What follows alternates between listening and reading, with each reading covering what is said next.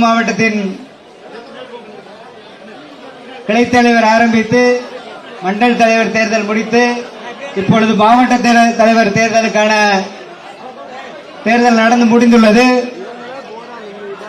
அந்த தேர்தலில் மொத்தம் வாக்களித்தவர்கள் 22 பேர்.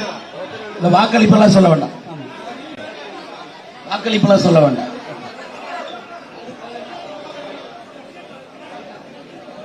மாநிலத்தின் ஒருமித்த கருத்தோடு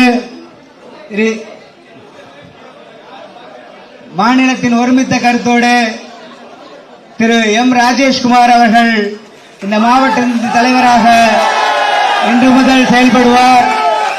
அவருக்கு மாநில தேர்தல் சார்பாக வாழ்த்துக்களை தெரிவித்துக் கொள்கிறோம்.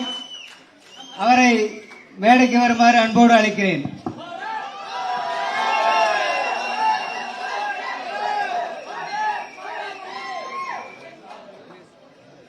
அத்தோடு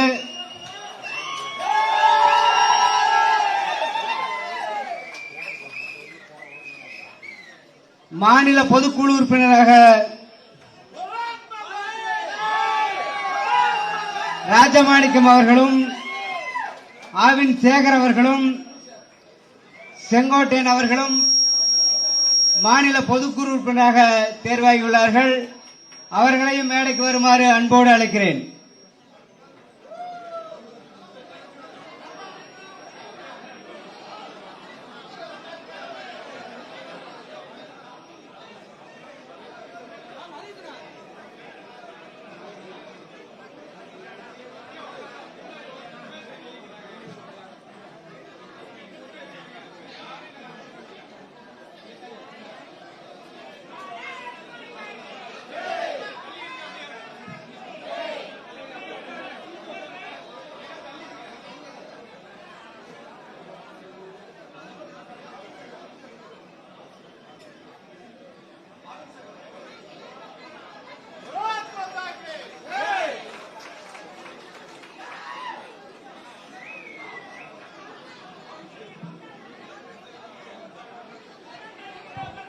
ஆவின் சேவர் அவர்கள் மேடைக்கு வருமாறு அழைக்கின்றோம்.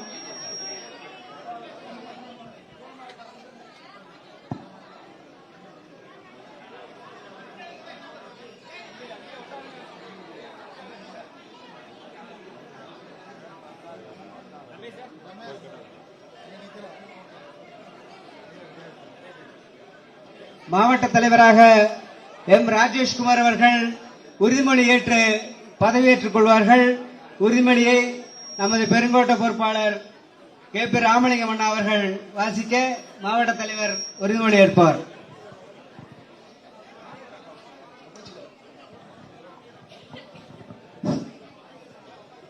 எம் ராஜேஷ்குமார் ஆகிய நான் எல்லாம் வல்ல இறைவன் சாட்சியாக உறுதிமொழி எடுத்துக் கொள்வது என்னவென்றால் பெருமைமிகு பாரதிய ஜனதா கட்சியின் உறுப்பினராகிய நான் இன்று பாரதிய ஜனதா கட்சியின் நாமக்கல் மேற்கு மாவட்ட தலைவராக தேர்ந்தெடுக்கப்பட்டுள்ளேன்.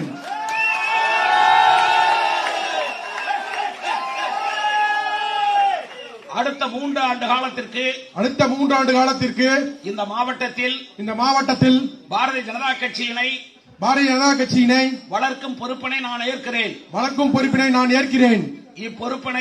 இப்பொறுப்பினை நான் உண்மையோடும் சுயநலமற்ற உள்ளத்தோடும் எவ்வித விருப்பு வெறுப்புமின்றி செய்வேன். நான் எனது மாவட்டத்தில் பாரதிய ஜனதா கட்சியினை முதல் நிலை கட்சியாக உருவாக்கி வரும் அனைத்து தேர்தல்களிலும் பாரதிய ஜனதா கட்சியின் பாரதிய ஜனதா கட்சியின் வேட்பாளர்களை வெற்றி பெறச் செய்வேன். எனது மாவட்டத்தின் அனைத்து நிர்வாகிகளோடும் உறுப்பினர்களோடும் இணைந்து தேச சேவையிலும் மக்கள் நலனிலும் நான் தொடர்ந்து பாடுபடுவேன் என உறுதியளிக்கிறேன் என்று உறுதியளிக்கிறேன். பாரத் மாதா கி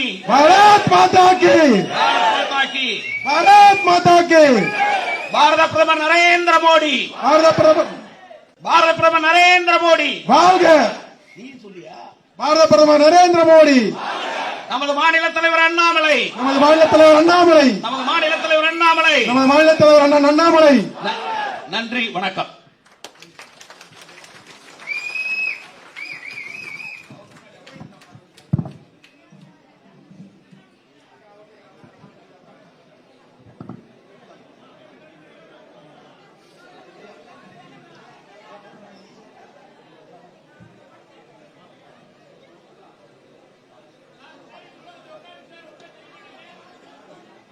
மாவட்ட தலைவருக்கு மாலை அணிவிப்பவர்கள் எல்லாம் தலைவர் பேசி முடித்ததற்கு பின்பு மாலை அணிவிக்கலாம்.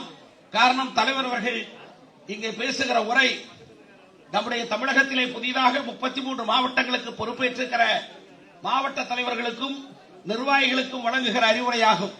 ஆக அவருடைய உரைக்கு பின்பு நம்முடைய மாவட்ட தலைவருக்கு மரியாதை செலுத்துகிற வேலையை நாம் செய்யலாம். அதற்கு முன்பு கடந்த செப்டம்பர் மாதம் 2ஆம் தேதி நம்முடைய பாரத பிரதமர் நரேந்திர மோடி அவர்களால் தொடங்கி வைக்கப்பட்ட உறுப்பினர் சேர்க்கை இன்றைக்கு உலகத்தில் மிகப்பெரிய ஜனநாயக இயக்கமாக பாரதிய ஜனதா கட்சி விளங்கும் வகையில் ஒரு மாபெரும் இயக்கத்தினுடைய உறுப்பினர்களாக நாம் எல்லாம் இன்றைக்கு இருக்கிறோம். இது தொடர்ந்து பூத் கமிட்டிகள் அமைத்து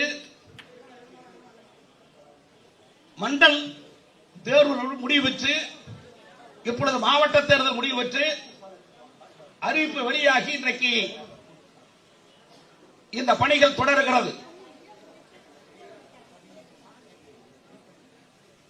குறிப்பாக நம்முடைய மாநில தலைவர் பாரதிய ஜனதா கட்சியினுடைய வரலாற்று நாயகர் நம்முடைய தலைவர் நம்முடைய மாவட்டத்திற்கு வருகை புரிந்து நம்முடைய மாவட்ட தலைவருடைய பதவியேற்பில் ஏன் சிறப்பு செய்கிறார்? நம்முடைய தமிழகத்தில் 3 சட்டமன்ற தொகுதிகளை மட்டும் வைத்திருக்கக்கூடிய மாவட்டங்களில் அதிக உறுப்பினர்களை சேர்த்த முதன்மை மாவட்டம் நாமக்கல் மேற்கு மாவட்டம். அதைப்போல்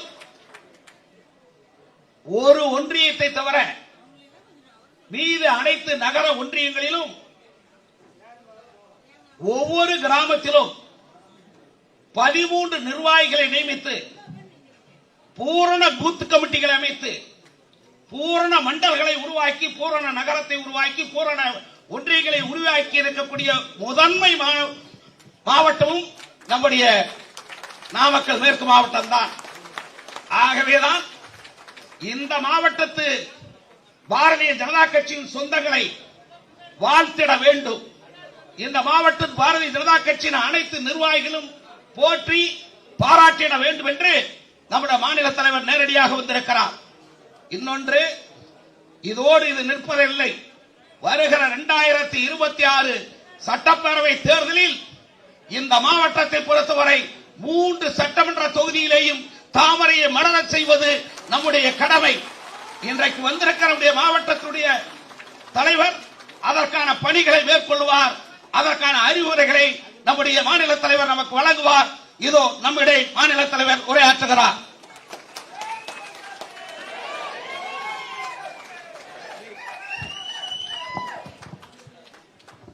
அன்பார்ந்த பெரியோர்களே, தாய்மார்களே, மேடையில் இருக்கக்கூடிய நம்முடைய அன்பிற்குரிய எல்லா தலைவர்களே, இந்த பெருங்கோட்டத்தினுடைய பொறுப்பாளராக மாநிலத்தினுடைய துணைத் தலைவராக இருக்கக்கூடிய அண்ணன் KP ராமலிங்கம் அவர்களே, இந்த மாவட்டத்தினுடைய தேர்தல் நடத்தக்கூடிய அதிகாரியாக நியமனம் செய்யப்பட்டு வெற்றிகரமாக இந்த மாவட்டத்தில் உட்கட்சி தேர்தலை நடத்தி முடித்து காட்டி இருக்கக்கூடிய அண்ணன் நகுலன் அவர்களே, மேடையில் இருக்கக்கூடிய நம்முடைய புதிய மாவட்ட தலைவராக நமக்கு வர வேண்டும் என்றால் அவர்களோடு நல்ல மனிதர்கள் போட்டியிலே இருக்க வேண்டும். ஒரு ஜனநாயகத்தினுடைய ஆரோக்கியமான விஷயம் என்னன்னாங்க, ஒரு போட்டி இருக்கு. போட்டியில நம்முடைய தொண்டர்கள், தலைவர்கள் நீங்கள் எல்லோரும் வாக்களித்து உங்களுடைய தலைவர் யார் என்று தேர்ந்தெடுத்திருக்கிறீர்கள். நம்முடைய புதிய மாவட்ட தலைவராக வந்திருக்கக்கூடிய அருமை சகோதரர் எம் ராஜேஷ்குமார் அவர்களுக்கு போட்டியாளராக களத்தில் நின்று தோளோடு தோள் கொடுத்து மேடையில் அமர்ந்திருக்கக்கூடிய அருமை அண்ணன் பாலமுருகன் அவர்கள் மேல இருக்கிறாங்க. அவர்களுக்கு எல்லோரும் ஒரு பெரிய கைத்தட்டல் கொடுக்கணும். அதே போல அண்ணன் கனகராஜ் அவர்கள் மாவட்டத்தினுடைய துணைத் தலைவர் இருக்கிறாங்க, அவர்களுக்கும் ஒரு பெரிய கைத்தட்டல் கொடுக்கணும். அவர்கள் இருவருக்கும் நீங்கள் கை தட்டிய பிறகுதான் நான் ராஜேஷ்குமார் அவர்கள் அறிமுகப்படுத்துறேன். இளம் வயது, 38 வயது, 2 ஆண்டுகள் மாவட்ட தலைவராக இருந்து மறுபடியும் மாவட்ட தலைவராக தேர்ந்தெடுக்கப்பட்டு 3 ஆண்டுகள் இன்றிலிருந்து அவருக்கு பொறுப்பு நம்முடைய கட்சி நீங்கள் எல்லோரும் சேர்ந்து வழங்கி இருக்கிறீங்க. அவருடைய பணி சிறக்க வேண்டும். அதே நேரத்தில் தமிழகத்தில் அண்ணன் KP ராமலிங்கம் அவர்கள் சொன்னது போல 3 சட்டப்பேரவைகள் தொகுதிகள் இருக்கக்கூடிய மாவட்டத்தில் அதிக உறுப்பினர்கள் சேர்த்த ஒரு மாவட்டமாக இன்னைக்கு இந்த மாவட்டம் இருக்குங்க ஐயா. அதற்கு காரணம் இந்த அரங்கத்தில் இருக்கக்கூடிய நீங்கள் எல்லோரும் இளைஞர்கள், வயது முதிர்ந்தவர்கள், அனுபவம் இருப்பவர்கள், கட்சியில ஆண்டாண்டு காலமாக ஜனசங்கத்தில் ஆரம்பித்து பாரதிய ஜனதா கட்சியாக 1980 ஏப்ரல் 6 மாறிய பிறகும் கூட அதிலே தொடர்ந்து வந்தவர்கள், புதிதாக கட்சிக்கு வந்தவர்கள், மாற்று கட்சியிலிருந்து பாரதிய ஜனதா கட்சியில் இணைந்தவர்கள், 18 வயதுல முதல் கட்சியாக பாரதிய ஜனதா கட்சியில் இணைந்தவர்கள் எல்லோரும் இங்க இருக்கிறீங்க. விவசாய பெருமக்கள், தொழில் முனைவோர்கள், அதையெல்லாம் தாண்டி இல்லத்தரசிகள், கூலி வேலை செய்யக்கூடிய நண்பர்கள் எல்லோரும் இணைந்து இந்த அரங்கத்துக்குள்ள அமர்ந்திருக்கிறேன். இந்த கட்சியை பொறுத்தவரை எல்லா தரப்பட்ட மக்களும், எல்லா தன்மை இருக்கக்கூடிய மக்களும் இணைந்து இன்னைக்கு பாரதிய ஜனதா கட்சி அடுத்த கட்டம் செல்ல வேண்டும் என்பதற்காக அரும்பாடுபட்டுக் கொண்டிருக்கின்றோம். அதுவும் அது ஒரு சாதாரண வேலை இல்லை. இன்னைக்கு எல்லா கட்சியும் பாருங்க, நிரந்தர பொதுச் செயலாளர், நிரந்தரமா 25 ஆண்டுகள் 30 ஆண்டுகள் பொதுச் செயலராக இருப்பவங்கள தமிழக அரசியல்ல பார்க்கிறோம்.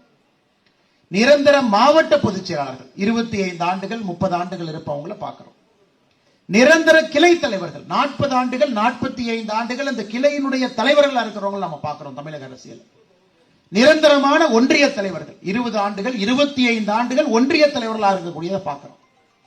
ஆனா இன்னைக்கு பாரதிய ஜனதா கட்சி ஒரு உண்மையான ஜனநாயக கட்சி. கிளை தலைவர் தேர்தலில் இருந்து ஆரம்பித்து கடந்த ஒரு 3 மாதமாக நடக்கக்கூடிய அந்த விஷயத்தை பாருங்க. கிளை தலைவர்கள் எல்லாம் தமிழகத்தில் 68,600க்கும் மேற்பட்ட கிளைகள். அதற்கு தலைவர்கள்லாம் நம்ம போடணும். கிட்டத்தட்ட 47,000 கிளை தலைவர்கள் நாம் தேர்ந்தெடுத்து விட்டோம். மிச்சம் இருக்கக்கூடிய 21,000 கிளை தலைவர்கள் நாம் தேர்ந்தெடுத்து விடுவோம். அது முடிந்த பிறகு பாரதிய ஜனதா கட்சியினுடைய ஒன்றிய தலைவர்கள் 1231. அந்த 1231 ஒன்றிய தலைவர்களை கிட்டத்தட்ட 950 ஒன்றிய தலைவர்களை தேர்ந்தெடுத்து விட்டோம். மிச்சம் இருக்கக்கூடிய 281 தலைவர்களும் தேர்ந்தெடுத்து விடுவோம். அதன் பிறகு பாரதிய ஜனதா கட்சியினுடைய கட்சி மாவட்டம் 67 கட்சி மாவட்டங்கள் இருக்கு. இன்னைக்கு முதற்கட்டமாக இன்னைக்கு ஞாயிற்றுக்கிழமை மத்தியானம் 3 மணியிலிருந்து 33 மாவட்டத்திற்கான தலைவர்களை இன்று அறிவித்திருக்கின்றோம். நீங்கள் எல்லோரும் சேர்ந்து இந்த ஜனநாயக முறைப்படி இன்னும் 34 மாவட்டத்திற்கான தலைவர்கள் இன்னும் கொஞ்ச நாள்ல வேகமா அறிவிச்சிருவோம். இதெல்லாம் முடிந்த பிறகு மாநில தலைவரை தேர்ந்தெடுப்பது, அதெல்லாம் முடிந்த பிறகு தேசிய தலைவரை தேர்ந்தெடுப்பது.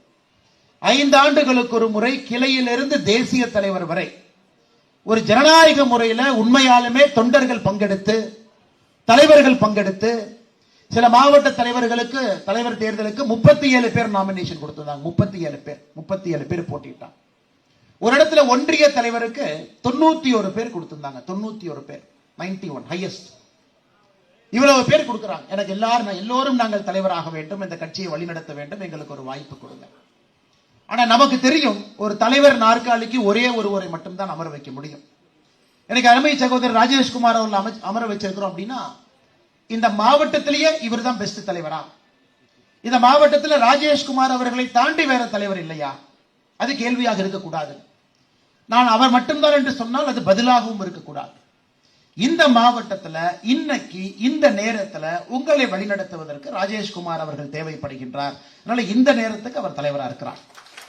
அதே நேரத்தில் ராஜேஷ்குமார் அவர்களோடு தோளோடு தோள் கொடுத்து களத்திலே நின்ற நெசவாளர் பிரிவினுடைய மாநில தலைவராக அண்ணன் இருக்கட்டும், மாவட்டத்தினுடைய துணை தலைவராக இருக்கட்டும், அவர்களும் தலைவர்கள் தான். வேறு வேறு பொறுப்புல ராஜேஷ்குமார் அவருடைய கருத்தை வலுப்படுத்த வேண்டும். அதே நேரத்தில் அவர்களுக்கு கொடுக்கக்கூடிய பொறுப்புல இந்த கட்சியை முன்னிலைப்படுத்தி வேகமாக எடுத்து செல்ல வேண்டும். அதை நாம் எல்லோரும் செய்ய போகின்றோம். அதனால் இந்த தலைவர்ல ஒருத்தர் ஜெயிச்சாங்க, மிச்சவங்க தோத்துட்டாங்க, நம்ம கட்சியில தோற்று விட்டார்கள் என்கின்ற ஒரு வாசகமே கிடையாது. போட்டியிட்டவர்கள் தலைவராக ஒருவர் தேர்ந்தெடுக்கப்பட்டிருக்கின்றார்கள். மற்ற அன்பு சகோதர சகோதரிகள் இன்னொரு பொறுப்புல தலைவருக்கு தோள் கொடுத்து அவரும் தலைவர்களாக பணி ஆற்றுவார்கள் என்பது அந்த கட்சியினுடைய எழுதப்படாத ஒரு விதி. அதனால் மேடையில் இருக்கக்கூடிய 2 தலைவர்களும் கூட ஒரு ஜனநாயக முறையில் நீங்கள் பங்கேற்றதற்காக என்னுடைய நெஞ்சார்ந்த நன்றிகளை தெரிவித்துக் கொள்கின்றேன்.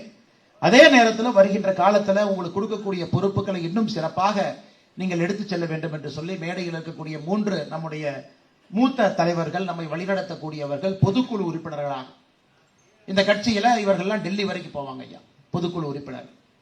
இந்த கட்சி எந்த மாதிரி ஒரு விஷயத்தை நாம் எடுக்க வேண்டும், பொதுக்குழுல சில நேரத்தில் பாரத பிரதமர் நரேந்திர மோடி அவர்கள் பங்கேற்பாங்க. உங்க மாவட்டத்தின் சார்பாக தேர்ந்தெடுக்கப்பட்டிருக்கக்கூடிய 3 மூத்த தலைவர்கள் இங்க இருக்கிறார்.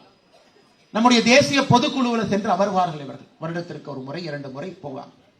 அப்ப இவர்களுக்கு நேரடியாக பிரதமர் நம்முடைய தேசிய தலைவர்கள்ட்ட நம்முடைய நாமக்கல் பகுதியில் என்ன நடக்குது, இந்த கட்சி எதை கருத்திலே கொள்ள வேண்டும், மக்களுடைய எண்ண ஓட்டம் எப்படி இருக்கு, அதையெல்லாம் உங்கள் மாவட்டம் சார்பாக தேசிய பொதுக்குழுவிலே சென்று உங்களுடைய எண்ணத்தை வெளிப்படுத்துவதற்காக 3 அற்புதமான தலைவர்களை நம்முடைய பொதுக்குழு உறுப்பினராக தேர்ந்தெடுத்திருக்கிறீங்க.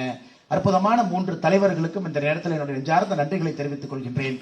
நிச்சயமாக நம்முடைய கட்சி கொள்கை முடிவு எடுக்கக்கூடிய நேரத்தில் கீழிருந்து படிப்படியாக 40 ஆண்டுகள் கட்சியில பணியாற்றி இருக்கிறீங்க. ஜனசங்க காலத்திலிருந்து இருக்கிறவங்க இருக்கிறீங்க ஐயா. ஆனால் உங்களுடைய அனுபவம் ஐயா உட்கார்ந்துருக்கீங்க, உங்களுடைய அனுபவம் நிச்சயமாக இந்த கட்சியினுடைய வளர்ச்சிக்கு பயன்பட வேண்டும், நிச்சயமாக பயன்படும் என்கின்ற முழு நம்பிக்கை எனக்கு இருக்கு. அதே நேரத்தில் நம்முடைய புதிய மாவட்ட தலைவரை வாழ்த்துவதற்கு உற்சாகமாக நம்முடைய அன்பு சொந்தங்கள் இந்த மண்டபம் முழுவதும் நிரவி மண்டபத்திற்கு வெளியே நின்று கொண்டிருக்கின்றீர்கள். நிச்சயமாக ராஜேஷ்குமார் அவர்கள் நீங்கள் அன்போடு வாழ்த்த வேண்டும், அவருக்கு உறுதுணையாக நிற்க வேண்டும். காரணம், நான் இன்று நாமக்கல் இந்த மாவட்டத்திற்கு வர வேண்டும் என்று உண்மையாலும் வரலீங்க ஐயா. நீங்க ரெக்கார்டை பார்த்தா தெரியும், தமிழகத்தில் one of the best performing மாவட்டம் இது. உறுப்பினர் சேர்க்கையாக இருக்கட்டும், கிளை தலைவராக இருக்கட்டும். ஏன்னா நான் நாமக்கல் மாவட்டத்திற்கு மட்டும் வந்தேன்னா மற்ற மாவட்ட தலைவர்களையே எங்க மாவட்டத்துக்கு வரலையான்னு கேட்பாங்க. இன்று காலை மதுரையிலிருந்து ஒரு ஊராக நிகழ்ச்சியை முடித்துக் கொண்டு வருகின்றேன். மதுரை முடித்துவிட்டு கரூர் இங்கே முடித்துவிட்டு அடுத்து சேலம், சேலம் முடித்துவிட்டு கோயம்புத்தூர் கல்யாண நாள் 3 மணிக்கு அறிவிக்க வேண்டும். 3 மணிக்கு எந்த பகுதியில் இருப்பேன் என்று பார்த்தேன். 3 மணிக்கு இன்னைக்கு நாம் இந்த பகுதியில் இருக்கின்றோம் என்கின்ற காரணத்தினால இந்த மாவட்டத்திற்கு வருகின்றேன் என்று நேற்று அண்ணன் KP ராமலிங்கம் அவனை கூப்பிட்டு சொன்னேன். 3 மணிக்கு இந்த பக்கத்தில் நான் இருப்பேன், நீங்களாம் ஓகேனா இங்க வந்து நான் தலைவரை வாழ்த்தி விட்டு இங்கிருந்து நான் அடுத்த என்னுடைய வேலைக்கு சென்று விடுகிறேன் என்று சொல்லி அதனால் இங்கே வந்தேன். ஏன்னா ஒரு தலைவரை பொறுத்தவரை எல்லா கண்ணும் சமமாக இருக்க வேண்டும் என்று நினைப்பவன் நான். என்னுடைய வலது கண்ணாக இருந்தாலும் இடது கண்ணாக இருந்தாலும் சமமாக இருக்க வேண்டும் என்று நினைக்கின்றேன். ஒரு தலைவரை பொறுத்தவரை எல்லோரும் சமமாக நடத்த வேண்டும் என்கின்ற கோட்பாட்டோடு அரசியலை பயணம் செய்யக்கூடியவர். இந்த மாவட்டத்தின் மீது அலாதி பிரியம் இருந்தாலும் கூட இன்று நான் வந்திருப்பது 33 மாவட்டத்தில் ஒரு மாவட்டத்தில் தேர்தல் நடக்குது. அதிலும் இங்கே ராஜேஷ்குமார் என்கின்ற மனிதன் தேர்வு பெறுகின்றார். அந்த நேரத்தில் நாம் இங்கே வந்து வாழ்த்தி விட்டு செல்ல வேண்டும் என்பதற்காக இங்கே வந்திருக்கின்றேன். அதே நேரத்தில் பத்திரிகை நண்பர்கள் இருக்கிறாங்க, அவர்கள் மூலமாக சில செய்திகள் மக்களுக்கு நாம் செல்ல வேண்டும். இன்னைக்கு பாரதிய ஜனதா கட்சியினுடைய வளர்ச்சி மிக வேகமாக நாம் வளர்ந்து கொண்டிருக்கின்றோம், எந்த மாற்று கருத்தும் இல்லை. இன்னைக்கு நம்முடைய தமிழகத்துல மற்ற கட்சிகள்லாம் சொல்லுவாங்க, நாம வந்து உறுப்பினர் சேர்க்கை நாங்க பண்ணிட்டோம், நாம வந்து 1 கோடி உறுப்பினர் சேர்த்திட்டோம், நாம வந்து 2 கோடி உறுப்பினர் சேர்த்திட்டோம். யாருக்குமே தெரியாது அந்த 1 கோடியில ஒரு பேரை சொல்லுங்க, தெரியாது. யாருக்குமே தெரியாது, சும்மா நீங்களே கணக்கு எழுதி 1 கோடின்னு சொல்றீங்களா. இன்னைக்கு பாரதிய ஜனதா கட்சி தமிழகத்துல உறுப்பினர் சேர்க்கையினுடைய முதல் பகுதி, உறுப்பினர் சேர்க்கை 2 பாகமாக நடைபெறும். புதிய தேசிய தலைவர் வருவதற்கு முன்பாக உறுப்பினர் சேர்க்கையினுடைய முதல் பாகம், புதிய தேசிய தலைவர் வந்த பிறகு மறுபடியும் உறுப்பினர் சேர்க்கையினுடைய 2வது பாகம் நடக்கும். அதை அனலைஸ் பண்ணுவாங்க, எங்கே உறுப்பினர் சேர்க்கை குறைவா இருக்கு, எந்த ஒன்றியத்தில் குறைவா இருக்கு, மறுபடியும் இன்னொரு முறை உறுப்பினர் சேர்க்கை முகாம் 2 நடைபெறும். இன்னைக்கு முதல் உறுப்பினர் சேர்க்கை முகாம்ல பாரதிய ஜனதா கட்சி 48 லட்சம் பேர் தமிழகத்தில் உறுப்பினர்களை நாம் தாண்டி இருக்கின்றோம். 48 லட்சம் பேர். நம்முடைய இலக்கு 1 கோடி என்பதை சொன்னபடி நாம் செய்து விடுவோம். முதல் கட்டத்தில் 48 லட்சம். இந்த 48 லட்சமும் 48 லட்சம் பேர், 48 லட்சம் மொபைல் நம்பர், 48 லட்சம் தனித்தனி முகவரிகள். சும்மா பேருக்கு யாரும் கணக்கு எழுதலீங்க. அது போன்ற வேலையை நீங்க செஞ்சிருக்கிறீங்க. 48 லட்சம் உறுப்பினர்கள் முதல் கட்டத்தில் தனித்தனி நபர்கள் நம்மால் கம்ப்யூட்டர்ல பதிவு செய்யப்பட்டு யார் அவர் எந்த ஊர்ல என்ன பண்றாங்க அந்த அளவுக்கு நுணுக்கமாக பதிவு செய்யப்படாத உறுப்பினர்கள் 4 லட்சம் பேர். மிஸ்டு கால்ல வந்தவங்க, சில இடத்துல டேட்டா கிராஸ் செக் ஆகலைங்க, மொபைல் நம்பர் 2 நம்பர் ஒருத்தருக்கே இருக்கு, இன்னும் பதிவு செய்யப்படாதவர்கள் 4 லட்சம் பேர் இருக்கிறாங்க. இதை தாண்டி ஆச்சரியமான விஷயம் என்னன்னாங்க, இந்த கட்சிக்கு முழு நேரமாக நான் வேலை செய்யறேன். இப்ப மேடையில் இருக்கக்கூடியவங்க நான் 1 வருஷம் வேலை செய்யறேன், 2 வருஷம் அந்த மாதிரி இல்லைங்க. எலெக்ஷன் நேரத்தில் முழு நேரத்துக்கு நான் வர்றேன். கட்சி சொல்லுதுன்னா முழு நேரத்துக்கு வர்றேன். அவர்களை நாம் தீவிர உறுப்பினர்கள் என்று சொல்லுகின்றோம். கட்சி அழைத்தவுடன் உடனே வேலை செய்ய வேண்டும், உடனே வர வேண்டும். அவர்கள் எத்தனை நேரம் வேணாலும் கொடுப்பாங்க. இன்னைக்கு தீவிர உறுப்பினர்கள் 55,000 பேர்த்தை தாண்டி பாரதிய ஜனதா கட்சி தமிழகத்தில் இருந்து கொண்டிருக்கின்றோம். தீவிர உறுப்பினர் அப்படின்னா ஒருவருக்கும் 50 பேருக்கு சேர்த்திருக்காங்க. தீவிர உறுப்பினர்கள் ஒருவரும் 50 உறுப்பினர்களை அடையாளம் காட்டி அவர்கள் சேர்த்திருக்கின்றார்கள். இன்னைக்கு 55,000 தாண்டி இருக்கும். சராசரி உறுப்பினர்கள் பிரைமரி மெம்பர்ஸ் என்று சொல்லக்கூடியவர்கள் 48 லட்சம் பேர் தாண்டி இருக்கும். 4 லட்சம் உறுப்பினர்கள் இன்னும் டேட்டாவை பதிவு செய்து கொண்டிருக்கின்றோம். இது முதல் பாகம். மாநில தலைவர் தேர்தல் முடிந்து தேசிய தலைவர் தேர்தல் முடிந்த பிறகு உறுப்பினர் சேர்க்கையினுடைய 2வது பாகம் ஆரம்பிக்கும். அது நம்ம பட்டி தொட்டியெல்லாம் போகணும். ஐயோ நகரத்துல எல்லாம் சேர்ந்துட்டாங்க, கிராமத்துல சேரல, கிராமத்துக்கு போகணும். மலை மேல சேரல, மலை மேல போகணும். ஆனா இந்த பகுதியில் ஏதோ ஒரு காரணத்துக்கு குறைவா சேர்ந்திருக்கிறாங்க, அவர்கள் நோக்கி போகணும். ஆனா இந்த கிராமத்தில் ஏதோ ஒரு பிரச்சனை, நமக்கு எண்ணிக்கை குறைவா இருக்கு, அங்க போகும். ஆனால் உறுப்பினர் சேர்க்கையினுடைய 2வது பாகம் என்பது குவாலிட்டி. முதல் பாகம் என்பது பொதுப்படையாக ரொம்ப எஃபர்ட் போடாம யாரெல்லாம் வர்றாங்களோ நம்ம சேர்த்துக்கிட்டோம். ஆர்வமாக யாரெல்லாம் பாரதிய ஜனதா கட்சியில் இணைய விரும்புகின்றார்களோ முதல் பாகத்திலே சேர்த்திருக்கின்றோம். 2ஆம் பாகத்துல நாம அவங்ககிட்ட போவோம். அண்ணே நீங்க சேருங்க, நீங்க பயனாளியா இருக்கிறீங்க, இந்த ஆட்சியில உங்களுக்கு நிச்சயமாக 10 ஆண்டுகள் நல்லது நடந்திருக்கு. 2வது பாகமும் சேர்ந்து 1 கோடி உறுப்பினர்கள் தமிழகத்தில் பாரதிய ஜனதா கட்சி தாண்டும் என்கின்ற முழு நம்பிக்கை இருக்கு. நாம் 1 கோடி உறுப்பினர்களை தாண்டி விட்டால் 2026 ஆட்சி அமைப்பது உறுதி. அதில் எந்த மாற்று கருத்து இல்லைங்க. 1 கோடி உறுப்பினர்களை தாண்டி விட்டால், ஏன்னா தமிழகத்தினுடைய மொத்த வாக்காளர்கள் 6.5 கோடி. அதுல ஒரு கட்சி இன்னைக்கு 1 கோடி எல்லா கட்சி சொல்லிக்கிறாங்க. ஆனால் நாம் நேர்மையாக ஆல் இந்தியாவிலிருந்து அதுக்கு தனியாக ஒரு அதிகாரி போட்டு ஒன்னொன்னு வெரிஃபை பண்ணி சரல் என்கின்ற நம்முடைய இன்டர்னல் போர்ட்டல் அதை அப்லோட் பண்ணி செய்யப்பட்ட பிறகு டேட்டாக்கு குவாலிட்டி செக் பண்ணி அதை ஒருத்தர் அப்ரூவ் பண்றாங்க. இந்த உறுப்பினரை நான் ஏற்றுக்கொள்ளுகின்றேன், எல்லா டேட்டா சரியா இருக்கு. அதை செய்து தமிழகத்தில் ஒரு ஓபன் ஜனநாயகம் என்பது வெளிப்படையாக இத்தனை உறுப்பினரை சேர்த்திருக்கின்றோம் என்று சொல்லுகின்றோம். அதையெல்லாம் தாண்டி 2வது கட்டத்தில் 1 கோடியை தொட்டு விடுவோம் என்று சொல்லுகின்றோம். காரணம், அந்த குவாலிட்டியை நம்ம மெயின்டைன் பண்ணியிருக்கிறோம். அதனால் இன்னைக்கு உங்க வேலை முடிஞ்சல. ஐயோ நம்ம சேர்த்திட்டோம், கிளை தலைவர் போட்டுட்டோம், ஒன்றிய தலைவர் போட்டுட்டோம், மாவட்ட தலைவர் சேர்த்து விட்டோம், நம்முடைய பணி முடிந்து விட்டது என்று யாரும் சோர்வடையக்கூடாது. உங்களுடைய பணி உண்மையாலுமே இன்னைக்கு தாங்க ஆரம்பிக்குது. முதல் கட்ட உறுப்பினர் சேர்க்கை, மாவட்ட தலைவர் அறிமுகம், அதன் பிறகு தேசிய தலைவர் வந்த பிறகு 2வது கட்டம் உறுப்பினர் சேர்க்கை, அடுத்து தமிழகத்தில் நம்முடைய தேர்தல் 2026 அதிக நாட்கள் உங்களுக்கு இல்லை, 8, 9, 10 மாதங்கள் தான் இருக்கு. ஆனால் இன்னைக்கு முழு நேரமாக நீங்கள் எல்லோரும் இந்த மாவட்டத்தில் பாரதிய ஜனதா கட்சி இந்த மாவட்டத்தில் 3 தொகுதிகளையும் வென்றெடுக்க நீங்கள் அரும்பாடுபட வேண்டும். அதிக நேரம் உங்ககிட்ட இல்லை. முழுமையாக இந்த 10 மாத காலத்தை நாம் பயன்படுத்தினால் தமிழகத்தில் ஒரு அரசியல் மாற்றத்தை நம்மால் மக்களுக்கு கொடுக்க முடியும். 2வது பாகம், எதற்கு அரசியல் மாற்றம் வேண்டும்? அரசியல் மாற்றம் எதற்காக வேண்டும் உங்களுக்கு தெரியும். ரோட்ல போற நம்ம சகோதரி யாரை நிறுத்தி கேட்டாலும் சொல்லுவாங்க, ரோட்ல நடந்து போங்க, குண்டு குழி இருக்கும். கண்ணு கெட்டிய தூரத்துல ஒரு டாஸ்மாக் இருக்கும். கண்ணு கெட்டிய தூரத்துல ஒருவேளை கோயிலுக்கு சாமி கும்பிடலான்னு போய் கூட்டமா நின்னீங்கன்னா அண்ணன் சேகர் பாபு போல அமைச்சர் அங்க வருவாங்க. அண்ணே கொஞ்சம் கூட்டமா இருக்கு, 5 மணி நேரமா நிக்கிறதாச்சும் பண்ணுங்கன்னு என்ன சொல்லுவாங்கன்னா, அவன் திருப்பதியிலேயே ஒரு நாள் நிக்கிறான், உனக்கு என்ன வந்துச்சு. இது முதல்வன் படத்துல பாத்தீங்கன்னா, முதல்வன் படத்துல ஒருத்தர் போலீஸ் ஸ்டேஷனுக்கு போவார். அண்ணே டிவி 50 தொலைச்சிட்டேன், கொஞ்சம் பிடிச்சி கொடுங்க. அவன் ஹோண்டா சிட்டியே தொலைச்சிட்டு திரியிறான், டிவி 50 தான். என்னைக்கு அதிகாரத்தில் இருக்கிறவங்க இது மாதிரி பேச ஆரம்பிக்கிறாங்கன்னா அவர்களுடைய அழிவு உறுதியாகி விட்டது என்பது அர்த்தம். இன்னைக்கு அதிகாரத்தில் இருக்கிறவங்க இந்த மாதிரி பேசுறாங்கன்னா அழிவு ஆரம்பமாகி உறுதியாகி விட்டது.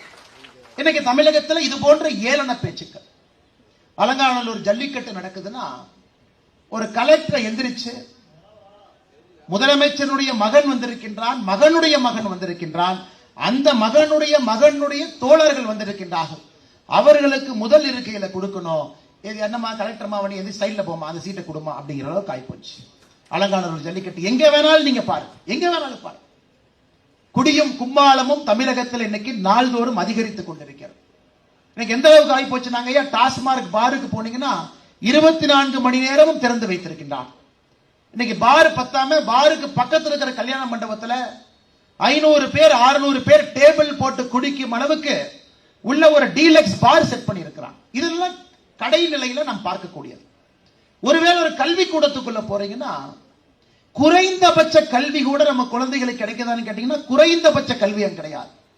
ஏசர் ரிப்போர்ட் எடுத்து பாருங்க, ஸ்டேட்டஸ் ஆஃப் லேர்னிங் அவுட்கம்ஸ், இதெல்லாம் மத்திய அரசு நடத்தக்கூடிய ஆய்வறிக்கை எடுத்து படிச்சு பார்த்தீங்கன்னா தென்னிந்தியாவில் கல்வி திறன்ல கடைசியாக இருக்கக்கூடிய மாநிலமாக தமிழகம் கடந்த 3 ஆண்டுகள்ல மாறி இருக்கு. இந்தியா முழுவதுமே PM ஸ்ரீ பள்ளிகள் வேண்டும், 16,000 பள்ளிகள், நவீனமான பள்ளிகள், ஆயிரக்கணக்கான கோடி ரூபாய் செலவு செய்து அடுத்த கட்ட கல்வி. தமிழகத்திற்கு PM ஸ்ரீ பள்ளி வேண்டாம். தமிழகத்தினுடைய அரசே ஒத்துக்கிறாங்க, தமிழகத்தில் 10,000 பள்ளிக்கூடங்கள் குறைவாக இருக்கிறது. 10,000 பள்ளிக்கூடங்கள். அந்த பள்ளிக்கூடத்துக்கு சரி பண்ற கூட தனியார் பள்ளிகளுடைய கூட்டமைப்பு தத்தெடுக்கக்கூடிய நிலைமைக்கு தள்ளப்பட்டிருக்கின்றோம். இது பள்ளிக்கூடத்துக்குள்ள போனீங்கன்னா குழந்தைகள் ஆல் இந்தியா சர்வீஸ் எக்ஸாம் எல்லாம் கிராக் பண்றாங்களான்னு பாத்தீங்கன்னா ஒரு வருடத்திற்கு 160 IAS IPS IFS உருவாக்கிய தமிழகம் தட்டு தடுமாறி 40 ரேங்க் வாங்கிட்டு இருக்கோம். 40 ரேங்க் வாங்கிட்டு இருக்கிறோம். முதல் 10ல இந்தியாவில் வந்த மாணவர்கள் இன்னைக்கு 100வது ரேங்க் உள்ள தட்டு தடுமாறி civil service, IIM, IIT, NEET, இந்த எல்லா எக்ஸாமும் பாருங்க. தமிழகத்தினுடைய கல்வி திறன் குறைய குறைய குறைய குறைய கல்வி தரன் குறைய குறைய குறைய உங்களுடைய குழந்தைகள், நல்லா நான் வச்சுக்கிறேங்க, உங்களுடைய குழந்தைகள் அடுத்த கட்ட இந்தியாவோடு போட்டி போடுவதற்கு தமிழகம் அவர்களை தயார்படுத்தவில்லை என்கின்ற உண்மையை என்னைக்கு தமிழக மக்கள் உணர்கின்றார்களோ அன்னைக்கு திராவிட முன்னேற்ற கழக ஆட்சியினுடைய கடைசி நாளாக தமிழகத்தில் இருக்கும். கடைசி நாள். தமிழகத்தில் இருக்கக்கூடிய ஒரு தமிழனும் 8.5 கோடி பேர், 6.5 கோடி வாக்காளர், என்னுடைய குழந்தை வளர்கின்ற இந்தியால ஒரு போட்டி தேர்வுல தமிழகத்தில் இருக்கக்கூடிய கல்வித்திறன் கல்வி நடைமுறையில அதை படித்து அதை பாஸ் செய்யறதுக்கு தகுதி தமிழகத்தில் இழந்து விட்டார்கள் என்கின்ற எண்ணம் வரும்பொழுது கோபம் வரும். இது கல்வித்துறை. அடுத்து விவசாயத்துக்குள்ள இந்தியாவிலே முதல் 10 மாசுபட்ட ஆறுகள்ல 6 ஆறுகள் தமிழகத்தில் இருக்கு. முதல் 10 மாசுபட்ட ஆறுகள். பயாலஜிக்கல் ஆக்சிஜன் டிமாண்ட், BOD என்று சொல்லுவார்கள். தாமிரபரணியில தண்ணி எடுத்து கொடுக்க முடியாது. நொய்யல் பக்கம் போனீங்கன்னா அது நச்சு தண்ணி வருது. நீங்களே பாருங்க. சென்னை கூவம் எடுத்து தமிழகத்தில் இருக்கக்கூடிய ஆறுகள் எங்கேயும் தண்ணி எடுத்து குடிக்கக்கூடிய நிலைமையில் இல்லை. முதல் 10 மாசுபட்ட ஆறுகள்ல 6 ஆறுகள் தமிழகத்தில் இருந்திருக்கு. இது 6 பத்தி. சுற்றுச்சூழல் நீங்களே பாருங்க, சுற்றுச்சூழல் எப்படி இருக்குன்னா மைனிங், ஆற்றிலிருந்து ஆற்று மணலை எடுப்பது, கிணறுகள் துளை போட்டு தண்ணீர் எடுப்பதற்கான ஆழ்துளை கிணறுகள். இது தமிழகத்தில் எந்தவித நோக்கம் எண்ணம் இல்லாம அது ஆட்டுக்கு நடந்துகிட்டு இருக்கு. சோ ஒரு ஆண்டும் கடந்த ஆண்டை விட இந்த ஆண்டு சூடா இருக்கு. சோ கிராமத்துல விவசாயம் செய்ய முடியாம ஒருத்தர் நகரத்துக்கு வர்றாங்க. கிராமத்துல மினிமம் வசதி இல்லாதவங்க ஒரு ஏர் கூலரை போட்டுக்கலாமா, நடுத்தர வசதி இருக்கிறவங்க ஒரு ஏசி வச்சுக்கலாமா, கொஞ்சம் வசதி இருந்தா 2 பெட்ரூம்ல 2 ஏசி போட்டுக்கலாமா, அந்த நிலைமைக்கு தள்ளப்பட்டிருக்கின்றோம். காரணம் தமிழகத்தில் குறிப்பாக நம்முடைய பகுதியில் பூமியினுடைய வெப்பக்காற்று என்பது ஒரு ஆண்டும் அதிகமாகுது. ஆத்துல இருந்து மணல் அள்ளுறோம், ஆழ்துளை கிணறு ஓட்ட போடுறோம், இருக்கக்கூடிய நதிகளை சுத்தப்படுத்தாம தண்ணி எங்கேயும் போறதில்லை, அதுவும் கெட்டு போச்சு. நல்லா யோசிச்சு பாருங்க. கல்வித்துறையாக இருக்கட்டும் கடைசிக்கு போக ஆரம்பிச்சிட்டோம். சுற்றுச்சூழல் சுகாதாரமாக இருக்கட்டும் கடைசிக்கு போயிட்டோம். இன்னைக்கு பேப்பர்ல 2 நாட்களுக்கு ஒரு முறை எடுத்து பாருங்க, தமிழகத்தில் ஏதோ ஒரு இடத்துல கர்ப்பிணி பெண்ணுக்கு அங்க இருக்கக்கூடிய செவிலியர் யாரோ ஒருவர் அவர்களுக்கு பிரசவம் பார்க்க போய் ஒரு குழந்தை இறந்துட்டாங்க. இது ஒரு செய்தியா இருக்கும். இன்னொரு நாள் திரும்பி பாருங்க, ஒரு கால்பந்து வீராங்கனை காலில் ஏற்பட்ட பிரச்சனைக்கு சென்னையில முதலமைச்சர் ஸ்டாலின் அவர்கள் தொகுதியில் இருக்கக்கூடிய அரசு மருத்துவமனைக்கு போனாங்க. காலை எடுக்க வேண்டிய கட்டாயம். நீங்க பாருங்க, ஆணவ படுகொலைகள், ஜாதி வன்முறைகள், பெண்களின் மீது நடத்தக்கூடிய பாலியல் வன்கொடுமைகள் தினமும் ஒரு நாளும் அதுக்கு முன்னாடி இருந்த நாளை விட மேல போயிட்டு இருக்கு. எந்த அர்த்தத்தில் தமிழகம் தலை நிமிர்ந்திருக்கிறது, எந்த அர்த்தத்தில் தமிழகத்தில் மக்கள் நன்றாக வாழ்ந்து கொண்டிருக்கின்றார்கள் என்று இங்க இருக்கக்கூடிய திமுக அரசு எந்த அர்த்தத்துல சொல்றாங்க ஐயா? Law and order failure, agriculture failure, urban development failure, ration கடை ஃபெயிலியர், அங்கே வரக்கூடிய பொருளை வாங்கி பாரு, road failure, municipality corporation tax collection garbage குப்பை ஃபெயிலியர், சுற்றுச்சூழல் பாதுகாப்பு ஃபெயிலியர், எல்லாம் ஃபெயிலியர். சக்சஸ் ஆன ஒரே ஒரு இடம், போன தீபாவளிக்கு ரெக்கார்டு கலெக்ஷன் டாஸ்மாக், இந்த பொங்கலுக்கு ரெக்கார்டு கலெக்ஷன் டாஸ்மாக். இது ஒண்ணுதான் சக்சஸ். ஒரு பொங்கலுக்கும் ஒரு தீபாவளிக்கும் இதுவரை தமிழகத்திலே இந்த அளவுக்கு சரக்கு விற்கப்படவில்லை, இன்னைக்கு வித்திருக்கிறாங்க, அது சக்சஸ். உதயநிதி ஸ்டாலின் எடுக்கக்கூடிய படங்கள் அது அதிகம். இது ரெண்டு தான் தமிழகத்திலே அதிகமாகி கொண்டிருப்பது. உதயநிதி ஸ்டாலினுடைய ரெட் ஜெயின் நிறுவனம் அவங்க ப்ரொடக்ஷன் பண்ணக்கூடிய பணம் இன்னைக்கு எப்படி ஆகி போச்சுன்னா, முதலமைச்சர் யோசிச்சார், ஏன்பா படத்தை நாமளே ப்ரொடியூஸ் பண்ணி டைரக்டர் அதுக்கு வெளியிருந்து வரணும், அதுக்கு கிருத்திகா ஸ்டாலின் அந்த அம்மாவே டைரக்டரா போட்டு பாருங்க, குடும்பமா இருக்கும். அந்த அம்மா படம் எடுக்குமா, இவரு படம் ப்ரொடியூஸ் பண்ணுவாரா, நீங்கள் நானும் வேலை இல்லாதவங்க தியேட்டர்ல உட்கார்ந்து அந்த படத்தை பார்க்கணுமா? குடும்பம். தமிழகத்திலே எந்த பிரச்சனைகளை பற்றி யார் பேச வேண்டும்? முதலமைச்சர் வாயை திறந்து வேங்கவேலை பத்தி பேச மாட்டாருங்க. வாயை திறந்து பேசுவது உதயநிதி ஸ்டாலின்ல ப்ரொடக்ஷன்ல வந்த ஒரு படத்தை பார்த்துட்டு கண்ணு கலங்கிருச்சுப்பா, நெஞ்சு புண்ணாயிருச்சுப்பா அப்படின்னு ட்விட்டர்ல ஒரு பதிவு போடுவாரு, 6 மாசத்துக்கு இருப்பான். இன்னைக்கு வேங்கவேல ஒட்டி இருக்கிறாங்க, இன்னைக்கு காலைல போஸ்ட் ஒட்டி இருக்கிறாங்க. ஐயா 3 வருஷம் ஆச்சு வேங்கவேல், இன்னைக்கு 3 வருஷம் ஆச்சு. அதனால சிஐடி இந்த வேங்கை வயல்ல யார் இந்த அநியாயத்தை செய்தார்களோ சிஐடி அவங்களுக்கு நாங்க இன்னைக்கு ஒரு பாராட்டு விழா நடத்த இருக்கின்றோம். எதற்கென்றால் இன்னும் கண்டுபிடிக்க முடியாததற்கு அப்படின்னு ஒரு போஸ்ட் அடிச்சு ஒட்டி இருக்கிறாங்க. இதெல்லாம் ஒரு பக்கம் நடந்து கொண்டிருக்கிறது. அண்ணா பல்கலைக்கழகத்துல ராஜ்பவன்ல இருந்து 1.5 கிலோமீட்டருங்க, முதலமைச்சர் வீட்டில இருந்து 3 கிலோமீட்டர். இந்தியாவிலே ஒரு தலை சிறந்த பல்கலைக்கழகம், தமிழகத்துல நம்பர் 1 பல்கலைக்கழகம் இன்ஜினியரிங் பொறியியல் சைட்ல.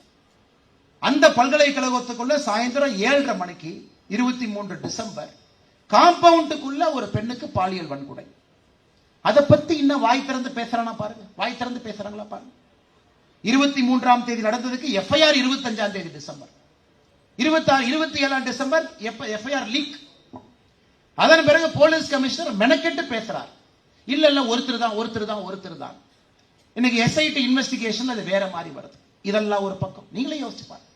நேற்று இந்த கொடுமை போதாதுன்னு காவல்துறை அவங்களுக்கு பொங்கல் விழா நடத்துறாங்க. சென்னை மாநகர காவல்துறை கமிஷனர் குடும்பத்தோட வந்திருக்கிறாரு, எல்லா காவல்துறை நண்பர்கள் குடும்பத்தோட இருக்கிறாங்க பொங்கல் விழா. அதுல 8 பேர்த்தோட செயினை வழிபறிச்சு பண்ணிட்டு போயிட்டாங்க. அதனாலதான் பத்திரிகையாளர் சந்திப்புல கேட்டேன், காவல்துறைக்கு பாதுகாப்பு கொடுக்க வேண்டிய நிலைக்கு தலைமைகள் என்று தள்ளப்பட்டிருக்கிறது. காவல்துறை நடத்தக்கூடிய பொங்கல் விழால உங்க வீட்டு பொண்ணுங்க கழுத்திலிருந்து 8 செயினை பறிச்சுட்டு போறாங்கன்னா என்னையா காவல்துறை நீங்க நடத்துறீங்க? அதனால்தான் தமிழகத்திற்கு மாற்றம் தேவை. அன்பு சகோதர சகோதரிகளே, இதனாலதான் எல்லா ஃபெயிலியர் எல்லாம் கம்ப்ளீட்.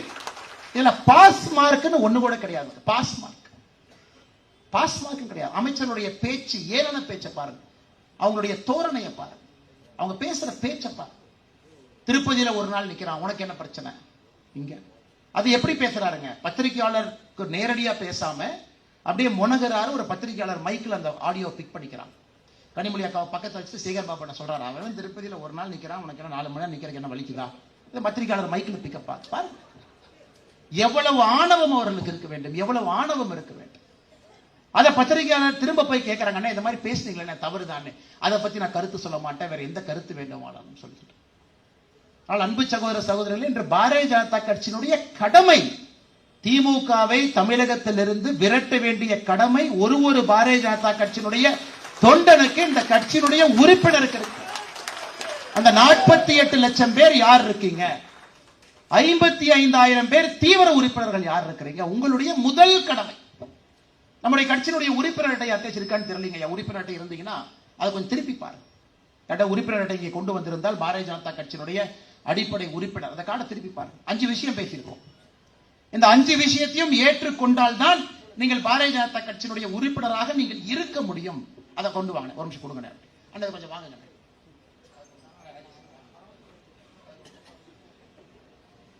இன்னைக்கு நம்முடைய உறுப்பினராக இருக்கக்கூடியவர்கள் இந்த உறுதிமொழியை படிக்கணுங்க ஐயா. தேசிய ஒருமைப்பாடு, ஜனநாயகம், சீரான மதச்சார்பின்மை, அரசியல் தூய்மை ஆகிய கொள்கைகளை நான் உறுதியாக கடைபிடிப்பேன். மதச்சார்பற்ற அரசு, மதத்தின் அடிப்படையிலே அமைய பெறாத சமுதாயம் ஆகிய கருத்தினை நான் ஏற்கின்றேன். ஜாதி, மதம், பால் ஆகிய அடிப்படையில் எந்த ஒரு பாகுபாட்டிலும் எனக்கு நம்பிக்கை இல்லை. தீண்டாமையை எந்தவித உருவிலும் அன்றி தன்மையிலும் நான் அங்கீகரிக்கவோ கடைபிடிக்கவோ மாட்டேன். இதையெல்லாம் ஏத்துக்கிறேன். அதனால நான் பாரதிய ஜனதா கட்சியில் உறுப்பினரா இருக்கிறேன். இந்த கட்சி மட்டும்தான் ஆரம்பிச்ச முதல் நாளிலிருந்து பாரதிய ஜனதா கட்சியினுடைய உறுப்பினராக நீங்கள் இருக்க வேண்டும் என்றால் தீண்டாமையை எந்தவித உருவிலும் அன்றி தன்மையிலும் நான் அங்கீகரிக்கவோ கடைபிடிக்கவோ மாட்டேன். ஆனா இன்னைக்கு அவங்கள பாருங்க, மேடையில பொன்முடி அண்ணா பேசும்போது நீ எஸ்சி தானே, ஏப்பா நீ எஸ்சி தானே கேட்டா இவங்க சமூக நீதி நம்ம கிட்ட பேசுறாங்க. பட்டியல் சமுதாயத்தை தமிழகத்துல இந்திய வரலாற்றுல திராவிட முன்னேற்ற கழகத்தை போல் ஒரு கட்சி அவமானப்படுத்தியது கிடையாது. தரையில் உட்கார வைப்பாங்க. 35 பேர் அமைச்சர்கள் இருக்கிறாங்க. 35வது அமைச்சர் வாரண்ட் ஆஃப் பிரசிடென்ஸ். கவர்னர்கிட்ட போய் நீங்க அமைச்சர் பட்டியல் கொடுக்கும் பொழுது கவர்னர்கிட்ட சொல்லணும், முதலமைச்சர் இல்லை என்றால் இவர் முதலமைச்சராக இருப்பார். அது நம்பர் 2 யார்? துரைமுருகன். துரைமுருகன் அவங்க பயணத்துக்கு போயிட்டாங்கன்னா 3வது Udhayanidhi Stalin. Warrant of precedence 3. முதல்ல மு.க. ஸ்டாலின், துரைமுருகன், உதயநிதி ஸ்டாலின் அந்த ஆர்டர் போட்டிருப்பாங்க. அதை கவர்னர் அப்ரூவ் பண்ணுவாங்க. எமர்ஜென்சினா யாரு கவர்மெண்ட்ல நம்பர் 1 2 3 4 5 நல்லா பாருங்க. கடைசி இடத்துல 35வது இடத்துல யார் இருப்பாங்கன்னா கயல்வெளி அவங்க இருப்பாங்க. பட்டியல் சமுதாயத்தை சார்ந்த ஒரு தலைவர் கடைசி 35. 33 இன்னொரு பட்டியல் இனத்தை சார்ந்த ஒரு தலைவர், ஒரு அமைச்சர் 33. 28 சமீபத்தில் ஹையர் எஜுகேஷன் மினிஸ்டரா கொண்டு வந்தாங்க. அவர் 28. அதாவது வாய்க்கிளிய சமூக நீதி என்று பேசக்கூடிய திமுகல 35 அமைச்சர்கள் இருக்கிறாங்க. எல்லா சாதியிலிருந்தும் இருக்கிறாங்க. ஆனா பட்டியல் சமுதாயத்திற்கு நீ என்ன மரியாதை கொடுத்திருக்கேன்னா முதல்ல இருந்து 27 நீ கிடையாது, நீ 28, அதுக்கப்புறம் 33, அதுக்கப்புறம் 35. இவன் நமக்கு சமூக நீதியை பத்தி பாடம் எடுப்பா, நம்ம கேட்க வேண்டிய நிலைமையில் இருக்கு. உட்கட்சியிலே உனக்கு சமூக நீதி கிடையாது.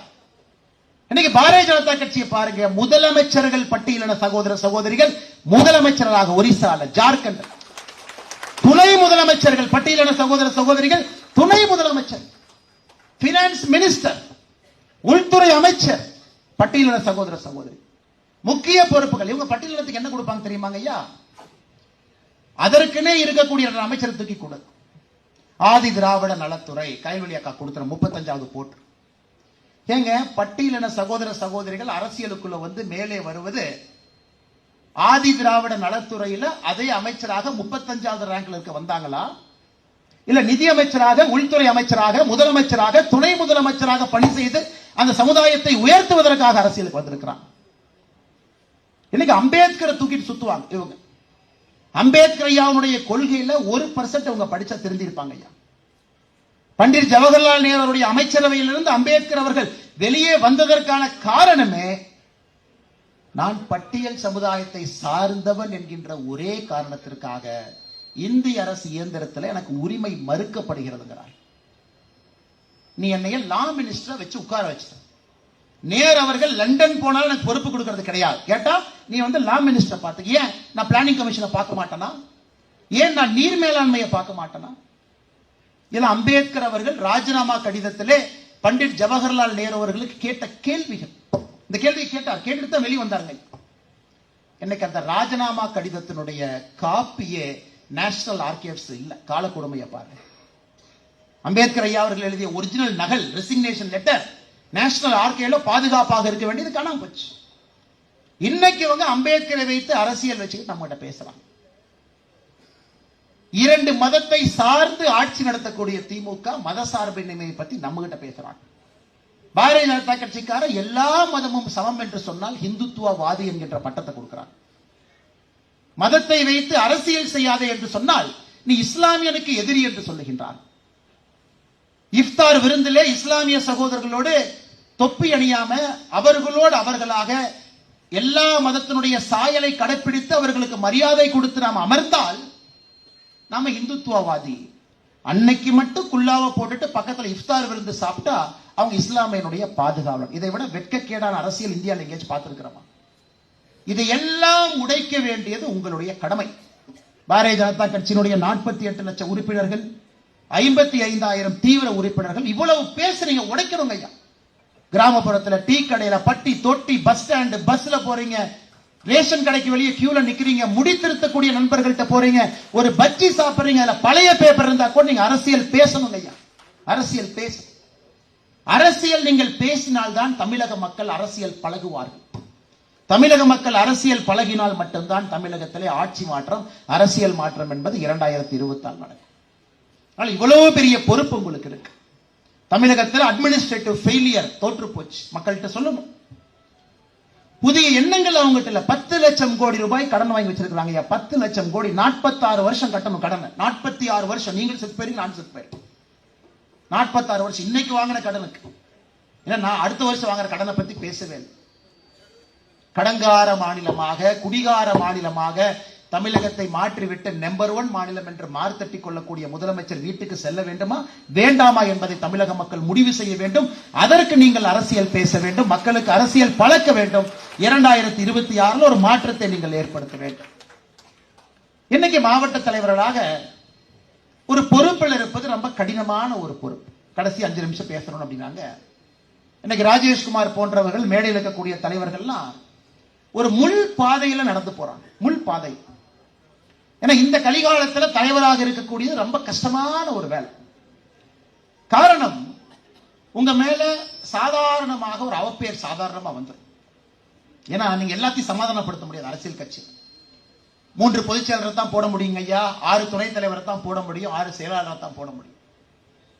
அப்ப எல்லோருக்கும் ஒரு ஆசை தனிப்பட்ட முறையில வந்துடும்.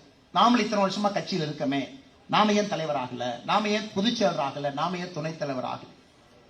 மற்ற கட்சியை பார்க்கும் பொழுது பாரதிய ஜனதா கட்சியில் உட்கட்சி பிரச்சனை என்பது குறைவு. காரணம், பொறுப்புக்காக இங்கே யாரும் வரவில்லை. நாம் எல்லோரும் ஒரு புண்ணியத்தை தேடி இந்த தேசம் நன்றாக இருக்க வேண்டும் என்பதற்காக வந்திருக்கிறோம்.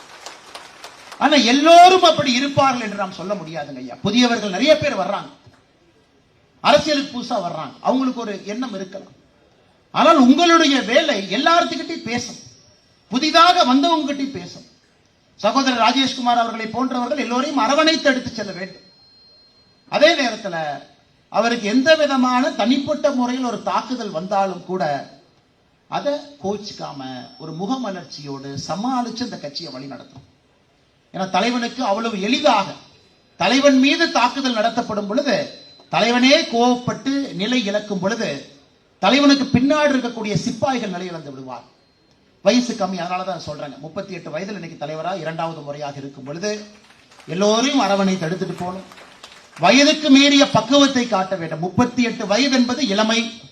38 வயதுக்கு ஆற்றல் இருக்கு. அதே 38 வயசுக்கு 60 வயதினுடைய முதிர்ச்சியும் சகோதரர் ராஜேஷ்குமார் அவர்கள் காட்டி அனைவரையும் ஒருங்கிணைத்து ஒன்றாக எடுத்து சென்று தமிழகத்தில் ஒரு அரசியல் மாற்றத்தை விதைப்பதற்கு இந்த மாவட்டத்தில் இருக்கக்கூடிய 3 சட்டப்பேரவை தொகுதிகளையும் வென்றெடுத்து 2026 பாரத பிரதமர் நரேந்திர மோடி ஐயா அவர்களுக்கு இதை வெற்றி பரிசாக இந்த 3 தொகுதிகளும் அவர் அளிப்பார்கள். நீங்கள் உறுதுணையாக இருப்பீர்கள்.